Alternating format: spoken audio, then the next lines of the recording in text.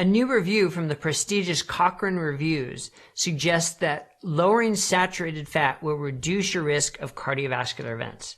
So what does this mean for you? I'm Dr. Brett Scher, the medical director at dietdoctor.com, and I just wrote a post on this article, which you can find at dietdoctor.com. But I want to explain a little bit about it here because the action step from the headlines is fairly clear. It says you should reduce your saturated fat because this systematic review of randomized controlled trials shows that lower saturated fat intake is associated with a reduced risk of cardiovascular events. But it's a little more complicated than that. And I think that's one of the things that I enjoy most about reading studies is trying to help people understand how does this apply to you? Because just because a headline says something doesn't mean it necessarily applies to everyone. So let's unpack this a little bit. So first, it's a systematic review of randomized controlled trials, which is the highest level rated evidence based on our Diet Doctor evidence basing, right? So I didn't say that well, but you get the point. Like this is the highest level. It's not the lower quality nutritional epidemiological studies. It's not a single randomized controlled trial. It's a combination of a number of different randomized controlled trials. So specifically, they looked at 12 different randomized controlled trials, combined the data together, and showed that there was a small reduction in cardiovascular events for those who lowered their saturated fat intake. Now, there was no difference in cardiovascular deaths. There was no difference in all-cause death, who lived or who dies. But there was a small reduction in heart attacks and strokes.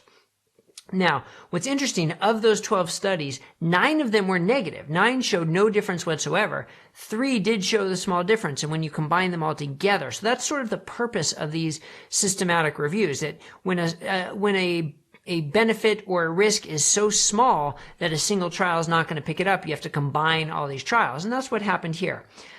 But interestingly, these trials were from 1966 to 2004. So there have been no trials since 2004 included in this. 2006 were included in this review. And the other thing is, we don't know where saturated fat came from in these diets. And that's a problem with a lot of nutritional studies. Fat, saturated fat, protein, carbohydrates, as if they're all the same, and they're clearly not the same. So one of my wishes is that we talked more about food. So when there's studies looking at red meat specifically, and we've published on this as well at Diet Doctor, that there's no high quality evidence to suggest you should limit your intake of red meat. Well, what about saturated fat? Does that mean red meat? Does that mean dairy? Or does that mean cookies and cakes and baked goods that are a combination of saturated fat and trans fats and sugars? So now trans fats are much less common. But back in 1966, when these studies were, and even to 2006, when they were the most recent of these studies, trans fat were much more common. So there's certainly a potential. We don't know this in the studies because the evidence wasn't there, but there's a potential that it was sort of a combination of saturated fat, sugars, and trans fat. And I really wish these studies would help us with that.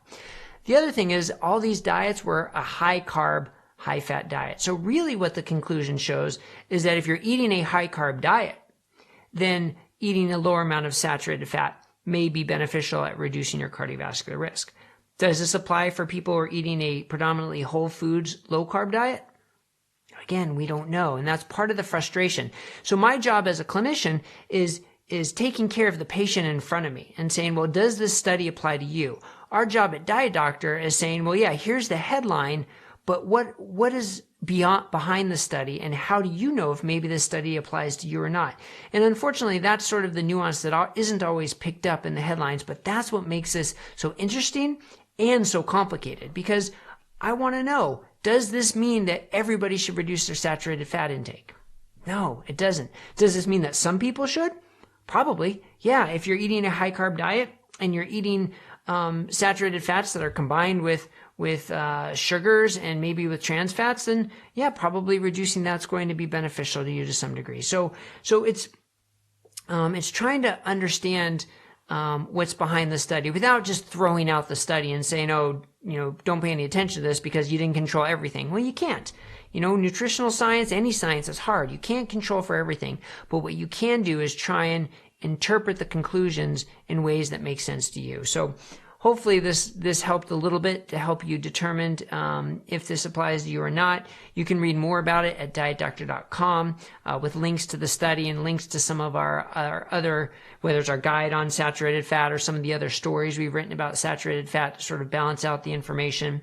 And make sure you click subscribe down below so you'll get more updates like this in our podcasts and our cooking videos and all our inspirational videos. All right, so take care, everybody. Be happy, be healthy. Thanks for watching.